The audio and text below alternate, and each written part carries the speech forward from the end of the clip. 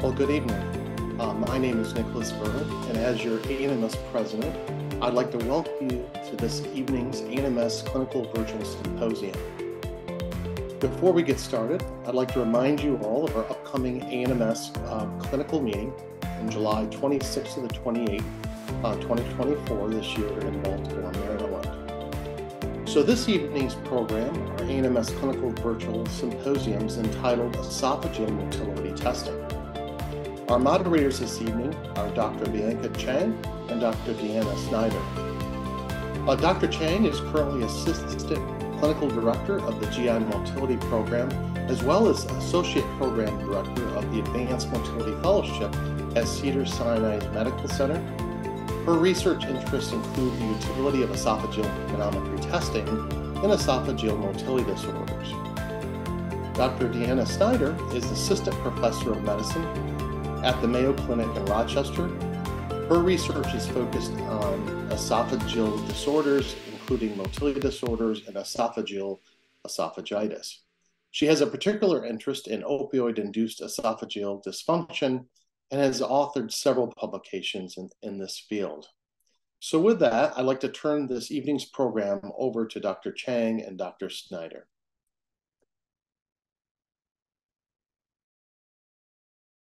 Thank you so much for that introduction, Dr. Vern. I'm so delighted to be here moderating this webinar today with Dr. Deanna Snyder. Before introducing our first speaker, I just wanted to let the attendees know that there will be a Q&A session upon completion of the talks. So if you have any questions for either of our speakers, please enter them into the Q&A box that you'll see at the bottom of your screen and not the chat box. Now I have the pleasure of introducing Dr. Prakash Gaiwali, who will be speaking about esophageal manometry. Dr. Gaiwali is a professor of medicine, director of neurogastroenterology and motility, and the program director of the Gastroenterology Fellowship at Washington University School of Medicine in St. Louis. He is actively involved in clinical research involving neurogastroenterology and motility and has published over 300 original articles, in addition to several invited reviews and book chapters. His interests include esophageal motility disorders, gastroesophageal reflux disease, and functional disorders.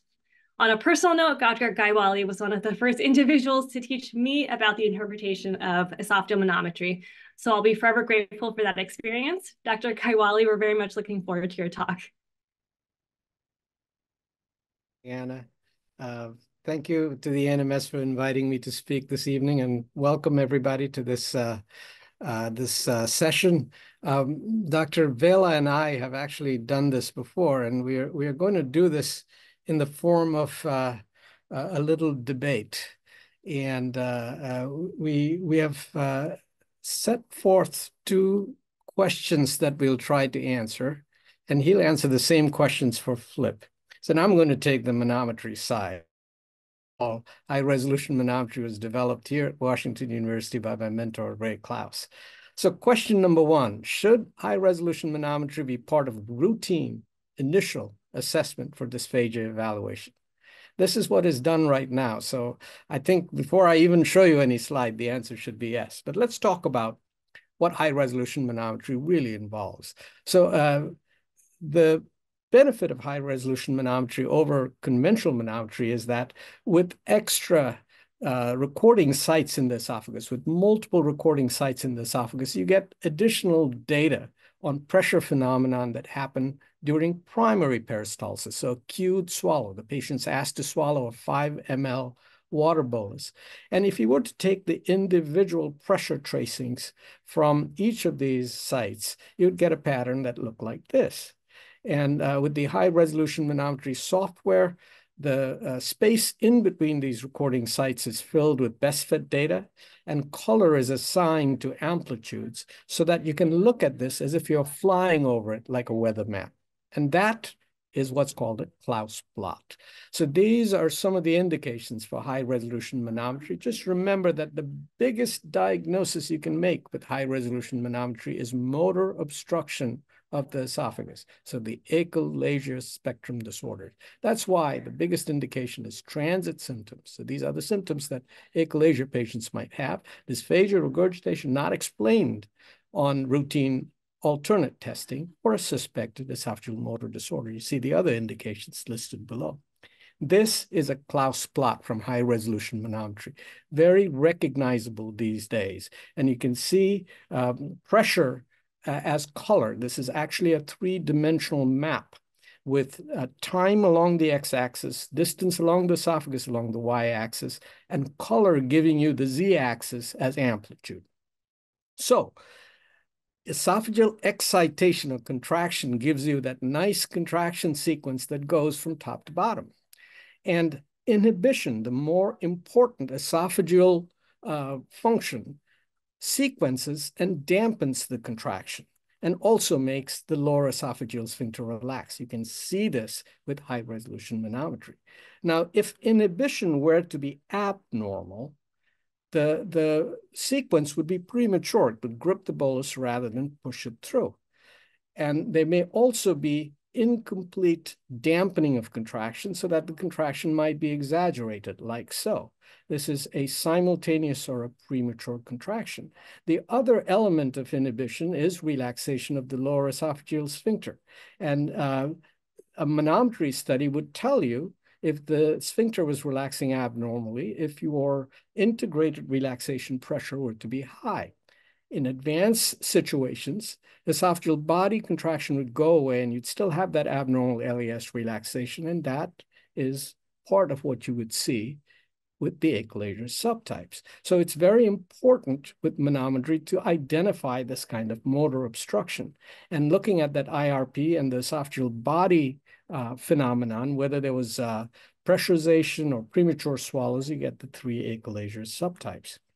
Now, we are so interested in obstruction, motor obstruction, that we look for other provocative maneuvers like rapid drink challenge and multiple rapid swallows. We look at IRP in different positions to make sure that we're not missing obstruction. And indeed, one of the conundrums here is when the esophageal body peristalsis is intact, but the IRP is abnormal. We call that esophagogastric junction outflow obstruction, where we use other maneuvers like provocative maneuvers, upright position, where if the abnormality with the IRP persisted in the upright position, we're more likely to believe that there is true obstruction. We may also challenge the esophagus with a larger volume of water, rapid drink challenge, where you can see pressurization if there is motor obstruction. Indeed, this kind of pressurization can replicate what you see with timed upright barium.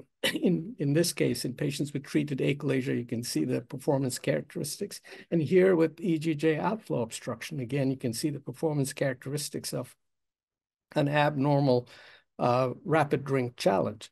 Indeed, using these provocative tests, you can increase the sensitivity of manometry, sometimes even beyond what you could get with just a simple barium esophagogram, not a timed upright barium esophagogram. So you can see all the different things you can do with manometry. You can understand physiology. You can come up with abnormal parameters. Once in a while, we do need adjunctive tests, especially in EGJ outflow obstruction. The distinction between true EGJ outflow obstruction, no obstruction, requires barium and flip. And this is one area where manometry needs an adjunct. And that is probably where flip has a very useful adjunctive role. Now, if the EGJ is deemed to be normal, then we go into the disorders of esophageal peristalsis, absent contractility, distal esophageal spasm. You see the criteria coming up: hypercontractile, ineffective esophageal motility. Now, if none of these are seen, we still are interested in obstruction, and that's another situation where barium and flip may be useful. This may be a complementary role for somebody with distinct dysphagia and one of these disorders of peristalsis, because IRP is not a perfect metric, and a normal IRP with significant dysphagia could still have motor obstruction. Now, with manometry, you can also do things that patients normally do when they eat solids, right? So you can give the patient solid food, you can give them a meal and see if there is an obstructive element during the meal that you were not seeing with the single swallows. Sometimes you see augmented contraction in patients with weak peristalsis when you give them a meal. So many provocative maneuvers possible. This is a new provocative maneuver that we use, sometimes giving the patient a carbonated beverage when they have these gurgling sounds in the chest and some dysphagia-like symptoms. This is a new disorder called abelchia, inability to relax the upper esophageal sphincter. They have inability to belch or burp. And when you give them a carbonated beverage, you have that regurgitation of content from the stomach that includes gas and air. And in this image, you can see the upper sphincter clearly does not relax, and there is a secondary peristalsis that pushes the reflux content back into the stomach. Here's another example with very high UES pressures in response to a challenge with a carbonated beverage. In fact, this syndrome was first described, here's another example, first described by Peter Krillis in the 1980s.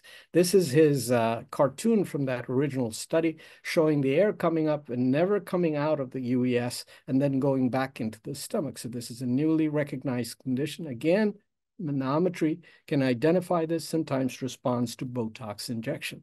And then other behavioral syndromes. You've heard about supragastric belching, where air is injected or forced into the esophagus and comes right back out. This is from pH impedance testing. You can actually identify this on manometry, on postprandial manometry, where you can see UES relaxation, air coming down, no relaxation of the lower esophageal sphincter, and the air coming back up.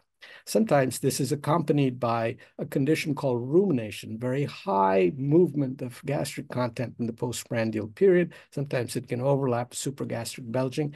That also can be identified on manometry, on postprandial manometry, where you see content from the stomach move up into the esophagus. The patient swallows it back down, says they have burping. Postprandial monitoring can identify this. So postprandial manometry can complement the investigation of these behavioral syndromes. So manometry looks at primary peristalsis with cued volitional water swallow. You can do supine upright swallows. You can assess bolus transit. You can use solid bolus, test mill, provocative maneuvers, and postprandial manometry. So high-resolution manometry definition of esophageal motor patterns is intuitive and easy to comprehend. It has good classification systems that have been developed over the past 15 years. You have these provocative maneuvers to define emptying. You can see bolus transit. So should manometry be part of a routine initial assessment for dysphagia? Heck, yes, you can understand so many different things about what the esophagus is doing with manometry. Our second question, can treatment be initiated based on manometry findings alone without FLIP? This is what we've been doing all along, all these years. Why is this relevant? Well, remember what we said about the most important condition that we diagnose with manometry, achalasia. Treatment outcome in achalasia is driven by the subtype that we identify with high-resolution manometry. And you can see from this study, this Kaplan-Meier curve that shows that the best response for achalasia is with type 2, the worst with type 3. And this is a comparison of Heller myotomy and pneumatic dilation by achalasia subtype. And if you identify subtype 3 on high-resolution manometry, don't do a pneumatic dilation because it's not going to work very well. You're better off doing a myotomy of some kind these days, per oral endoscopic myotomy. And there is good evidence to show that the subtypes identified with high-resolution manometry allows you to improve the success of definitive treatments. Here you can see success of Heller myotomy, type 2 versus type 1, type 3 versus type 2. Now, we have the option of endoscopic myotomy and tailored myotomy these days with per oral endoscopic myotomy, good symptom relief. Tailoring of myotomy means that the entire length of the abnormally contracting esophageal body is included in the myotomy, not just the abnormally relaxing lower esophageal sphincter. And this might be relevant in type 3 achalasia. So tailored myotomy means that the myotomy is extended past the spastic segment. And what is that based on? Based on high-resolution manometry identification of the length of the contracting segment. Here, it is particularly evident in type 3 achalasia, where the longer the myotomy, the more likely it is that the patient will get better. So if you look at tailored myotomy, the myotomy length is dependent on the length of the spastic segment. And so you don't see a difference between the different myotomy lengths because that was tailored to the spastic segment. On the other hand, when it's not tailored, the longer the myotomy, the better the symptom outcome. Again, if it is not tailored in type 3, the longer you make the cut, the better the patient does.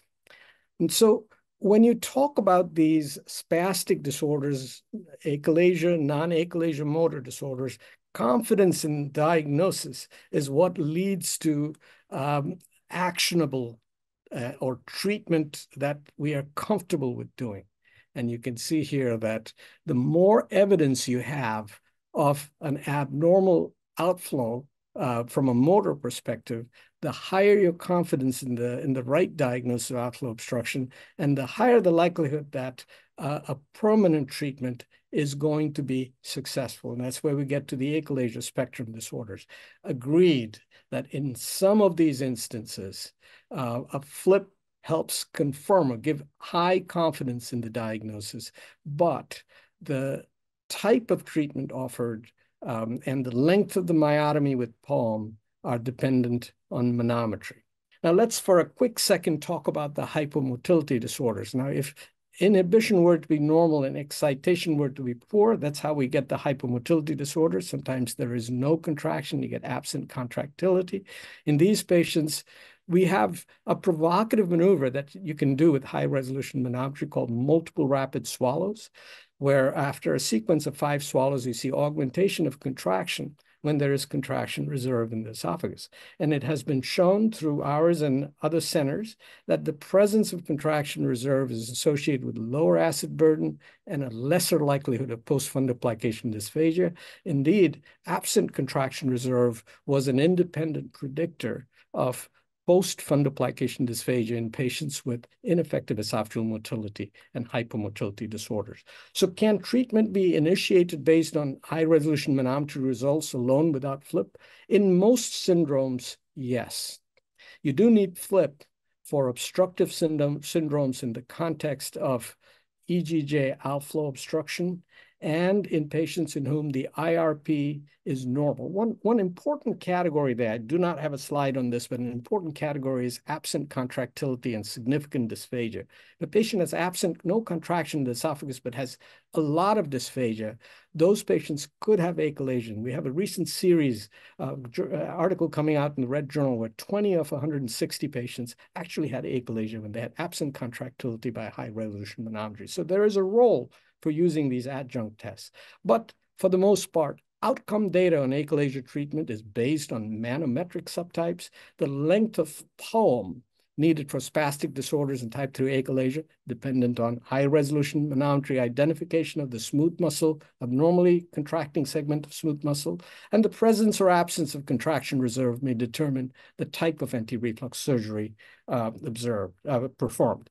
I'm just going to talk 2 slides about a couple other things. One is how FLIP originally came about. Satish Rao published this in 1996, where he was looking at impedance planimetry, which is actually FLIP, to measure cross-sectional area in the esophagus. And he was measuring reactivity. In other words, when you distend the balloon, the muscle contracts and reacts to that balloon distension. He was measuring that reactivity and found that functional patients with atypical chest pains, had more reactivity, contracted more than patients without this functional disorder.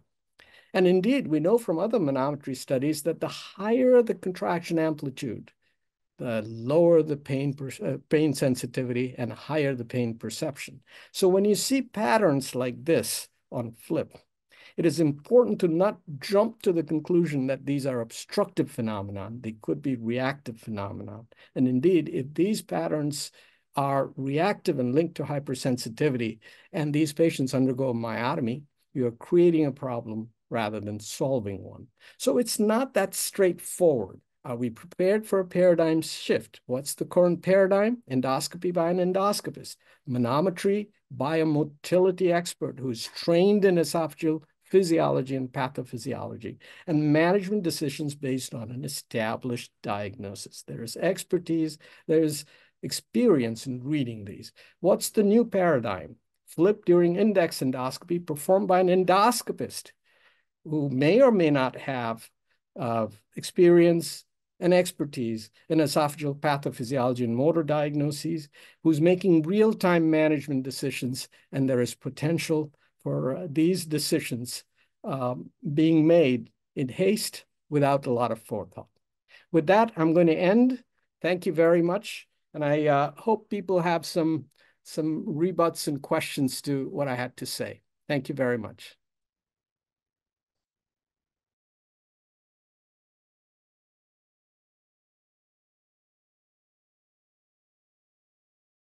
Thank you so much, Dr. Gaiwala, for an excellent talk. So we're going to switch over to the flip side of things. So next we'll have Dr. Vella, who will be speaking, who is Professor of Medicine and Director of Esophageal Disorders, as well as Program Director for the Advanced Fellowship in Esophageal Disorders at Mayo Clinic in Arizona. He completed his medical residency and clinical research fellowship in esophageal diseases in Philadelphia. And this was followed by his GI fellowship at Cleveland Clinic, as well as a master's degree in clinical research from the Medical University of South Carolina. Dr. Vella's research interests in esophageal diseases and swallowing disorders have resulted in many publications, more than 100 in peer-reviewed journals, including guidelines and consensus papers. And certainly, on a personal note, he's a very, very important mentor to me and was my program director for the Esophageal Diseases Fellowship at Mayo Clinic, Arizona. So we always look forward to having him. He's one of the best speakers that I've seen to date in the esophageal world. So we're glad to have him speaking next on FLIP. All right. Well, thank you, Diana, for that kind introduction. Thank you to the ANMS for asking me to participate. And Prakash, as always, has given us a very clear and lucid lecture on manometry. My task is to talk to you about the use of EndoFlip to assess esophageal motility. And as the title of the webinar suggested, maybe should we be flipping to a new kink. And in the same manner that Prakash did, I will be trying to answer two key questions about EndoFlip in this case, in the clinical context when we're evaluating patients. Should EndoFlip be part of routine initial assessment for dysphagia evaluation? And secondly, can we start treatment based of flip findings without esophageal manometry? So these are the two things that we have right now, high-resolution manometry and EndoFlip. You already heard a lot about high-resolution manometry. And just for context, and as a quick reminder, this is a procedure that is done in an unsedated patient. We pass this catheter, not always the most comfortable thing for the patients. I've had several manometries myself, and it's not my favorite thing to do. But the patient is awake, and then they are asked to swallow, and this enables us to evaluate primary peristalsis and relaxation of the EG junction, or the LES, if you will, during these voluntary swallows with a catheter that assesses pressure changes. What we do with FLIP is different. We use a balloon that has multiple impedance planimetry sensors and one pressure sensors for measuring pressure in the entire balloon as a whole. And the goal is to look at changes in cross-sectional areas and diameters at each of these impedance planimetry sensors. And the protocol, which is done during endoscopy, involves inserting the collapsed balloon and then doing a gradual increase in the volume inside of the balloon. And at some point, in a normal subject, when you have enough volume and the walls of the esophagus are distended, then you may trigger secondary peristaltic activity. So the contrast is, manometry is looking at primary peristalsis and EGJ relaxation during voluntary swallows in an awake, unsedated patient. During FLIP topography, which is performed during endoscopy, the patient is sedated, and you're looking at esophageal motor function with the patient asleep and evaluating secondary peristalsis and EG junction changes during this distension-induced activity in the esophagus. You'll see that the topography plots, for the FLIP look a lot like the Klaus plots for manometry because they are color-based. But I'll remind you, we're not using color to document pressure changes in FLIP topography. We're using the color scale to document changes in diameter and cross-sectional area. So the blue colors are the very wide, diameters, and as the scale heats up, that means you're having, a narrower lumen. And through this, you can actually look at secondary peristalsis and then changes in EG junction distensibility and diameter. We have some metrics for what is normal in terms of the EGJ distensibility. We use the EGJ distensibility index by convention at the 60 ml volume in the balloon, and this is determined by the minimum diameter at the EG junction and the pressure. And again, we have some normal metrics for this distensibility index. And nowadays we incorporate EG junction diameter as an additional complementary parameter that helps us determine whether the EG junction is behaving normally and relaxing, in between the secondary peristaltic contractions. This is an example of a normal FLIP topography in a subject that has normal motility. You can see that now that we have enough volume in the balloon, this has triggered secondary peristaltic contractions. You see this as repetitive antegrade contractions in the esophagus, moving in an orderly fashion from the top to the bottom of the esophagus. You can also follow that in this cylindrical depiction over here to the right, again with narrowing of the lumen that begins at the top of the esophagus and ends at the bottom. And in between these contractions, you can see that the EG junction achieves a very nice wide diameter and also a normal EG junction distensibility index. So this is a normal study. Here are some of the abnormalities you may see in terms of the esophageal body response. You may see repetitive retrograde contractions, going backwards. Some patients may have diminished or disordered contractility, or a complete absence of contractility, such as you may see in some patients with achalasia. And then there are these spastic reactive contractions, and Prakash alluded to this phenomenon towards the end of his talk. And so when we do this, we are basically trying to answer the same questions that we answer when we do a manometry. In manometry, we first look at LES relaxation. And after that, we look at what's happening in terms of primary peristalsis. So with FLIP topography, we more or less look at the same questions. How is the LES behaving? Are the EGJ distensibility and the diameter normal during the study? And then is secondary peristalsis normal? What are the parameters that we use? This is something that has evolved and continues to evolve because it's obviously a newer technology. Some of what I'm going to show you is based on collaborative and consensus work from multiple experts that include Prakash and myself, along with some new approaches that also through a multi-center group. But essentially, we may say that a FLIP study is definitely abnormal if the EG junction distensibility and diameter are both clearly abnormal. If you see that, you definitely esophageal motor function is not normal. The other side of this coin is a completely normal study where you have good EG junction distensibility index, a normal EG junction diameter, and a normal response in the esophageal body documented by this repetitive antegrade contractions, meaning there is preserved in normal secondary peristalsis. In between all of this, there may be a gray area. Studies are probably abnormal with either the distensibility index or the diameter are abnormal in the at the EG junction with abnormal response in the esophageal body, either retrograde contractions or spastic reactive contractions or absent contractility. There's this somewhat messy definition of probably normal here with multiple iterations of changes. I think we can ignore that for now, and perhaps FLIP topography is most useful when definitely abnormal or definitely normal. And here again is Another reminder of what normal looks like. Again, this is the patient that's completely sedated, very comfortable, and then we can evaluate esophageal body contractility and EG junction response.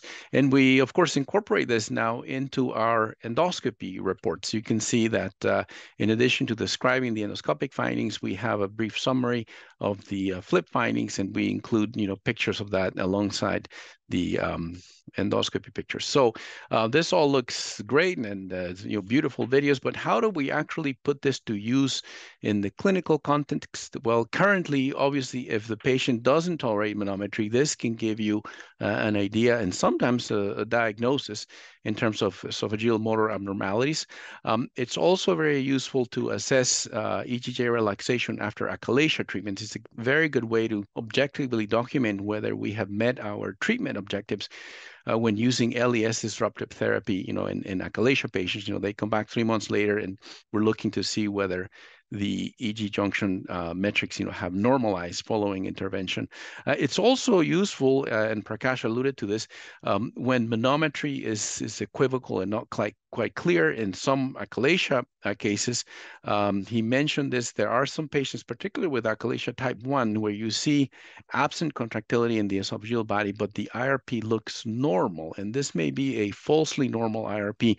And we know, I'm not showing this, but we do know from well-done studies that this is an area where EndoFlip can clarify whether there is true achalasia. And when the EndoFlip is abnormal, the patients do well with LES disruptive therapy like Heller myotomy or pneumatic dilation.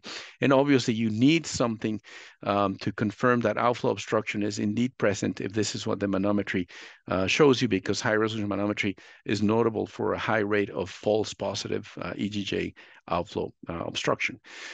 Now, evolving applications, and this is the paradigm shift that Prakash was mentioning, may involve using EndoFlip to screen for esophageal dysmotility during the index endoscopy. In other words, here's a patient with dysphagia, so manometry is ordered, endoscopy is ordered, and the endoscopy is completely normal. There are no strictures or rings or anything. And so you may use EndoFlip in this patient, and perhaps in this context, during the index endoscopy, if the flip is normal, you may not need a manometry. On the other hand, if the flip is abnormal, then maybe these are the patients that should go on to manometry for further clarification of their abnormality. And in some patients, you may be able to diagnose achalasia during endoscopy with flip without the need for manometry. So how about achalasia? I'll just show you a brief example, from our center. This is a young woman that presented with dysphagia and regurgitation. The esophagus was quite suggestive of achalasia. She didn't tolerate the manometry, so she underwent endoscopy with flip topography. There was no stricture or no real form of mechanical obstruction, and these are the flip findings. You can see that there is a complete absence of contractility in the esophageal body, and then the EG junction, looks very narrow. You may not see the numbers are very small, but the distensibility index is very low, is below 1, and the diameter, is around 5-6 millimeters. So this patient who didn't tolerate the manometry, but everything else lined up with the diagnosis, we determined that she indeed had achalasia. She went on to a POEM procedure, and this is her flip immediately after the POEM. The same endoscopy where she had the POEM, once they were done with the myotomy and closing the mucosal entry with endoclips, the EndoFlip is repeated, and you can see that we can document restoration of normal EG junction distensibility and diameter following the intervention. So some patients, you may diagnose achalasia without the need for manometry, and this may justify an LES disruptive intervention. EGJ alpha obstruction, Prakash already mentioned, just briefly to remind you, what this means is that there's impaired EGJ relaxation. In other words, the IRP is abnormal, but there is at least some preserved normal peristalsis such that achalasia criteria are not met. And this is a heterogeneous group of patients, with many different potential explanations for these manometric findings. First, course, rule out a mechanical or a structural etiology, and of course, treat that if it's present. Maybe that they have a fibrotic area of stenosis or bariatric surgery, something else. So look for that first. If there's no mechanical obstruction, inquire about opioid use. I think Diana, better than anybody else, can tell you that this is one of the ways in which opioid-induced esophageal dysfunction presents, is with impaired EGJ relaxation. But in these patients, if the mechanical obstruction has been excluded and the manometry showed an abnormal IRP, you have to confirm true obstruction through other diagnostic means, be it poor emptying on a timed esophagram or reduced EG junction distensibility on EndoFlip. Here's an example of a patient that, that had I'm going to show you an example of a patient that had an abnormal manometry with EGJ alpha obstruction. Another reminder, you can see this is normal. The EG junction is opening in between the contractions. This is that patient in whom we did confirm alpha obstruction. They do show some peristalsis, but you can see that the EG junction, remains closed. So this is an area where EndoFlip is useful in these patients, although these are uncontrolled and not very large studies. These patients, if they have alpha obstruction on manometry, and this is confirmed by EndoFlip, they do well with LES disruptive interventions, like POEM.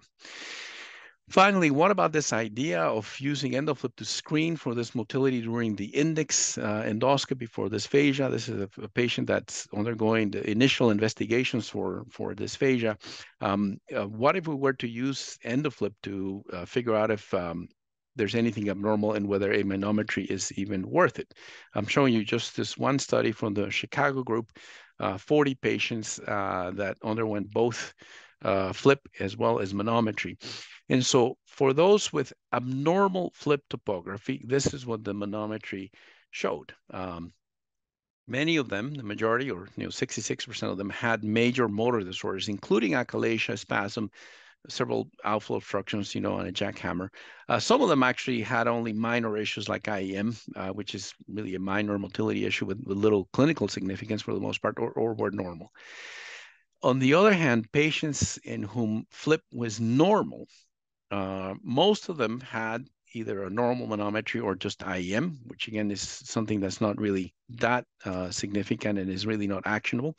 And if the flip was normal, major motor disorders were extremely, extremely rare.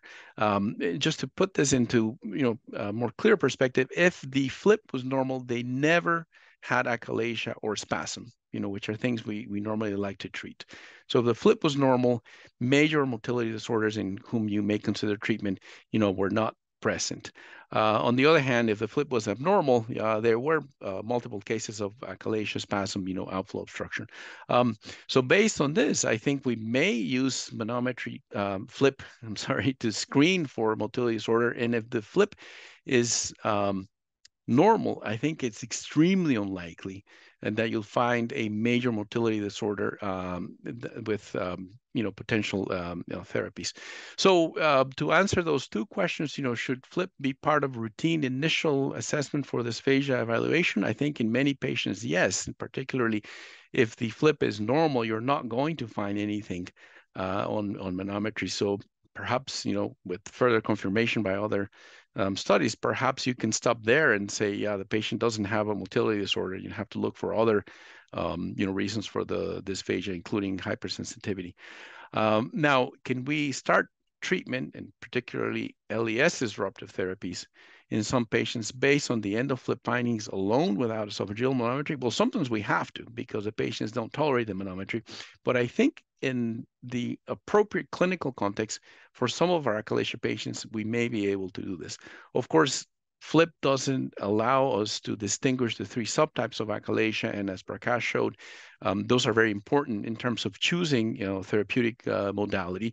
And so ideally, I think some of these patients, you may want to figure out what subtype they are as you consider what treatment to use and whether you should extend the myotomy upwards into the esophageal body. But again, in some patients, particularly if they have a very dilated esophagus and the esophagram, looks more like a type 1, very baggy esophagus, I think flip is likely to be enough because you're not going to extend a myotomy in those patients. So that's my my view of FLIP. Obviously we both performed these, and I think either of us could have taken either side. But this is just a good way to have this conversation about where EndoFLIP may fit currently and in the near future in our management and in our search for esophageal motor disorders. Thank you.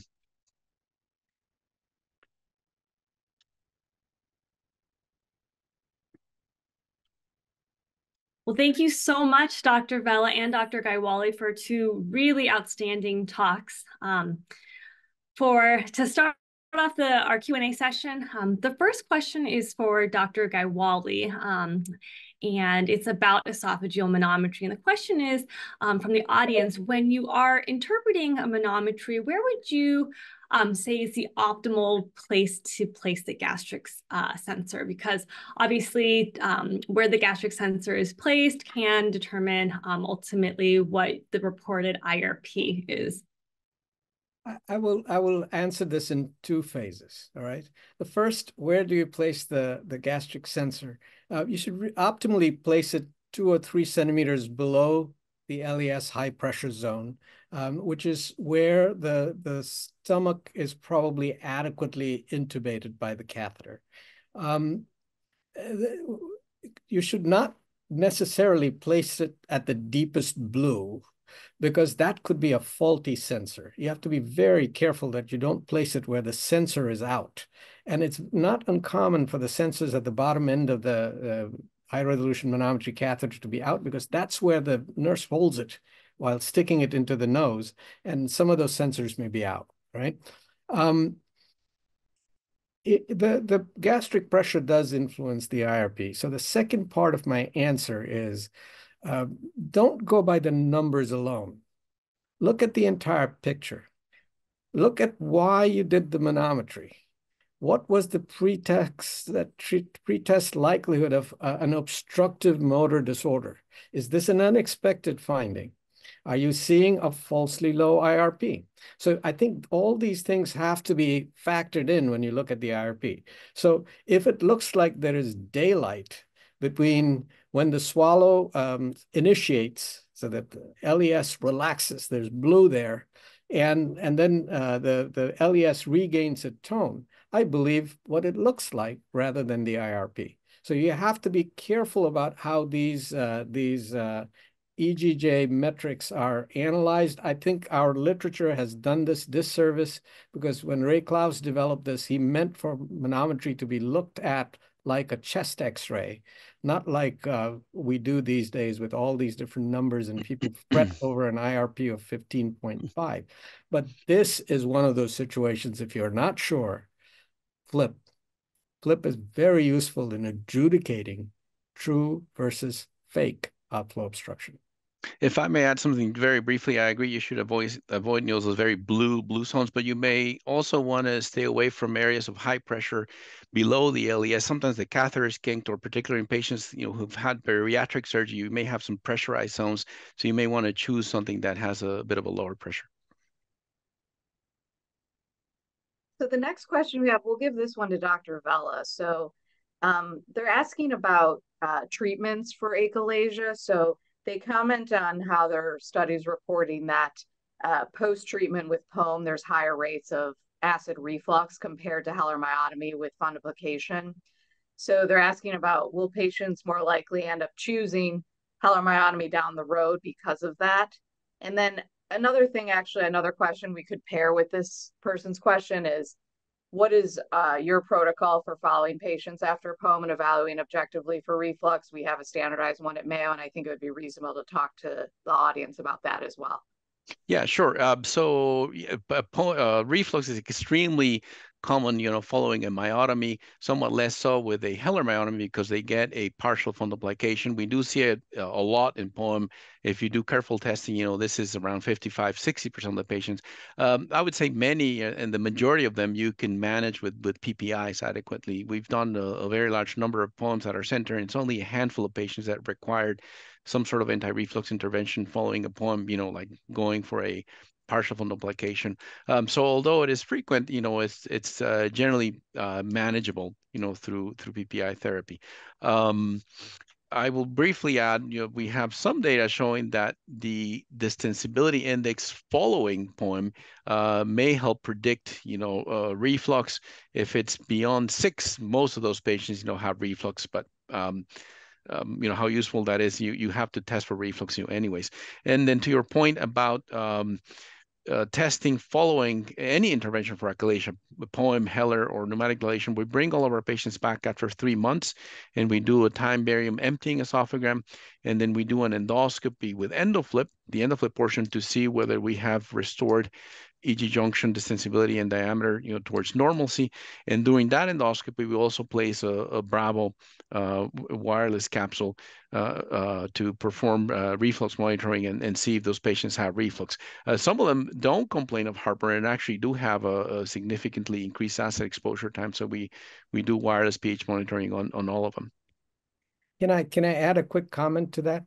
This is one of those situations where you should truly profile the patient.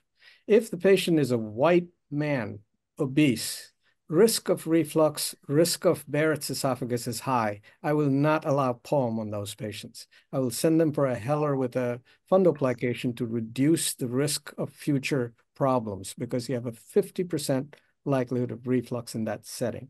If they are a skinny person who does not seem to have a high reflux risk, short POEM if it is type 1, type 2, or EGJ outflow obstruction, long POEM only if they have a spastic disorder. So if you profile, your likelihood of reflux will actually be lower than what is reported in the literature.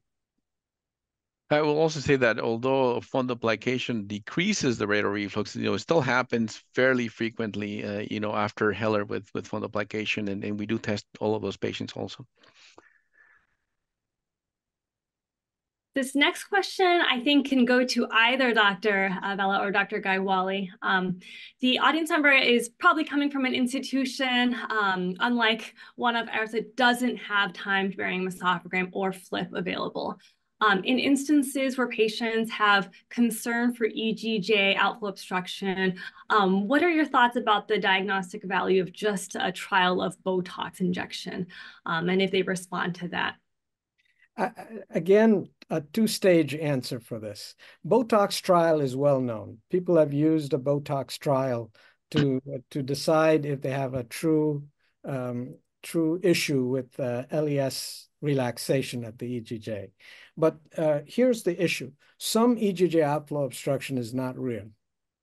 It is just an artifact, right? And you really need to sort that out, because if you inject Botox and it turns out that that patient is somebody who would eventually need a POEM, the people doing POEM will curse you, because they have issues with different layers of the esophagus sticking together, makes the process a little bit more complicated.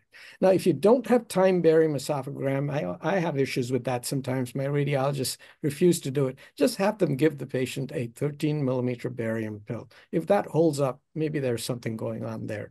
And in FLIP, you can always use barium as a surrogate. Now, if you're really stuck and you don't know what's going on, yes, Botox trial can help in that setting. I'll briefly add, the time barium esophagram doesn't require any additional equipment or technology. You just need about 7 or 8 extra minutes and give them a bolus and do the films. They weren't doing it years ago when I first came here, and I've had a couple of meetings with the radiologists, and finally they started doing it. So I think you should be able to get it in most places, or not. The tablet will help you. The issue with the Botox trial also is that, again, some patients may not have true obstruction, as Prakash alluded to. And then there's some who may actually fail Botox. There's a 10% failure rate, and so that won't get you the answer. And then on top of that, there is a sham possibility of a sham placebo-like, response. So I don't like it, because there's a lot of, gray zones, and clarity is not really the best. If you don't have anything, then yeah, I think you can try, and if the patient has a very good response, then maybe you can subject them to more durable LES disruptive therapy, but keep all of these other caveats in mind. So the next question's for Dr. Vella. So Dr. Gaiwali and Dr. Vella had alluded to some of this and spoke about specifically. So they're again asking some of our attendees to clarify, can we subtype achalasia based on FLIP? And it was already discussed that the true, 3-type classification at this point is through high resolution manometry. Can you comment though, Dr. Vella, on any particular features we may be able to look at on FLIP that could sway us in a certain direction on subtyping? Yeah, I mean, I think early we were thinking that if the patient had repetitive retrograde contractions, then that may have been a marker of spastic contractility, and maybe they had type 3 achalasia. But I don't think, now that we've done more cases, I don't think that always, pans out. So I think it's difficult, to diagnose that.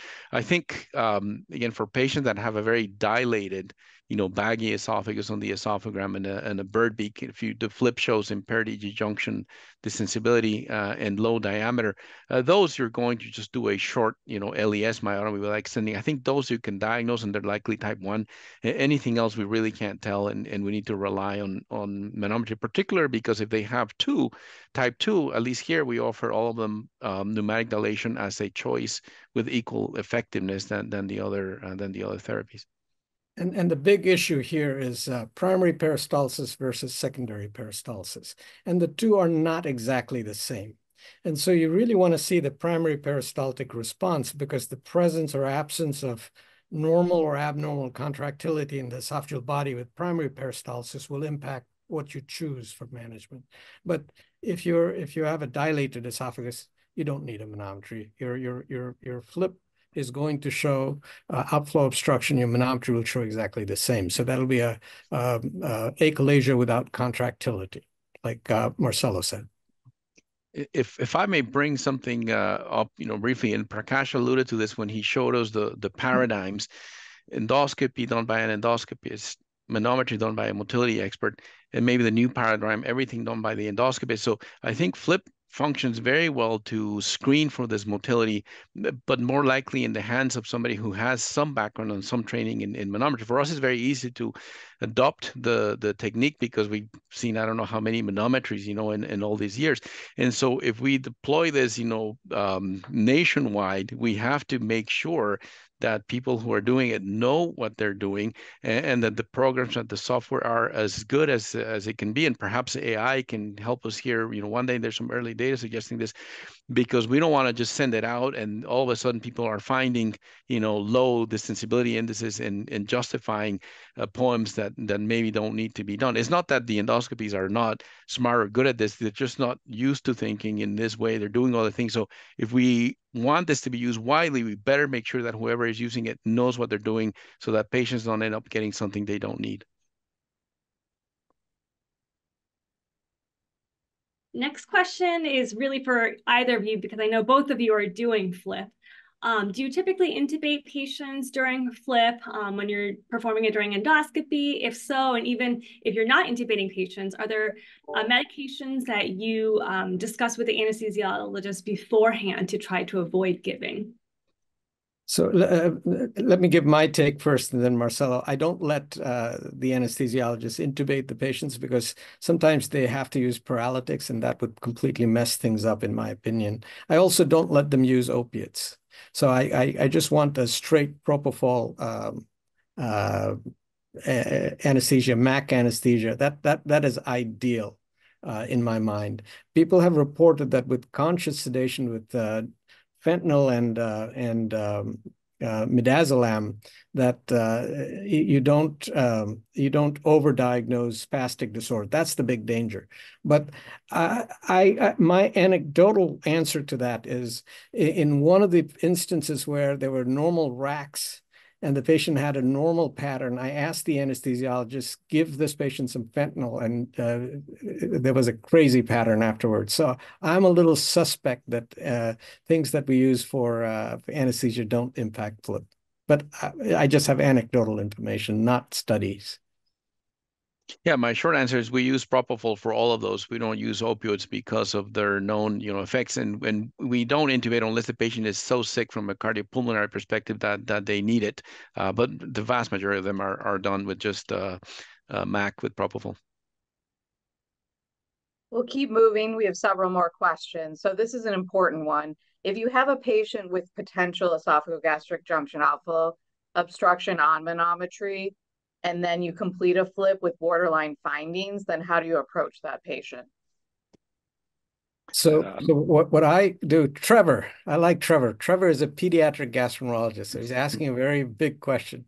So what I do in that setting is the dictum of do no harm, right? Do no harm.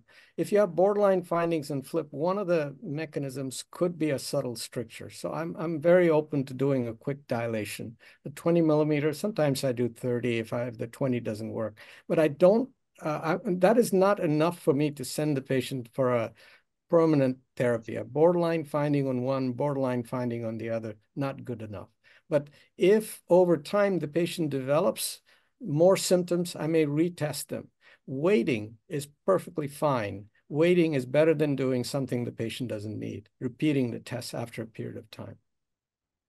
I would say a lot of our patients get a time barium emptying esophagram anyways because it's part of our testing, protocols. But we have had a few patients where they have outflow obstruction on the manometry. We do the FLIP topography and it's clearly abnormal. There's no fibrosis. In retroflexion, you can see the EG junction hugging the endoscope tightly, and then the FLIP shows a very low distensibility index. Some of those patients, they're consented for this. We do a pneumatic dilation right there, and then we just bring a C-arm for fluoroscopy and do it all in one shot. But of course, we're very confident of the diagnosis. If it's borderline, you better stop, get an esophagram, observe, follow. Diana, do we have time for one more question? Yeah, okay. Let's do one more. This question is for Dr. Vella. High resolution esophageal manometry has been around for a long time. How confident are you about the current cutoffs for EndoFLIP? So an abnormal distensibility being less than 2. I think if you combine that with diameter, we're getting, to be more comfortable with it. There's more work that needs to be done and that is ongoing, and I think we'll get there in the near future. But there's still, this is newer. Prakash, your comments on that in the last minute? Well, the thing is, you have to stare at the screen for a little while because a DI of 2 at one point doesn't necessarily remain a DI of 2 seconds later. So if it tends to decay to like the 2.5, 2.6, I'm more likely to believe that maybe it's not real. But if 2 is just an instant, the rest of the time it's 1.2, then I'm more likely to believe that it's real. Just like with anything else, you got to sit and look at it. This is where the manometry, the FLIP by a motility expert may be different from the FLIP by somebody who doesn't do it very often and relies on numbers. I don't rely on numbers alone. I look at the pattern in there. I sit there and see what the EGJ does. And if it periodically relaxes, maybe it's not true obstruction. So I'm a little, I don't rely on that one metric alone. And again, this renews our call for careful use of this so that patients don't end up getting disruptive LES therapy that's maybe not needed. Well, thank you, everyone. That's all the time that we have for this evening's symposium. I do want to remind everyone that all the questions will be on DocMatter after the symposium. I want to thank Dr. Chang for moderating this session with me, and of course, Dr. Gaiwala and Dr. Vella for excellent talks as always, as well as dynamic discussion answering all the questions. So thanks to the audience. Thanks for an excellent session. Thanks, everyone. Thank you, everyone.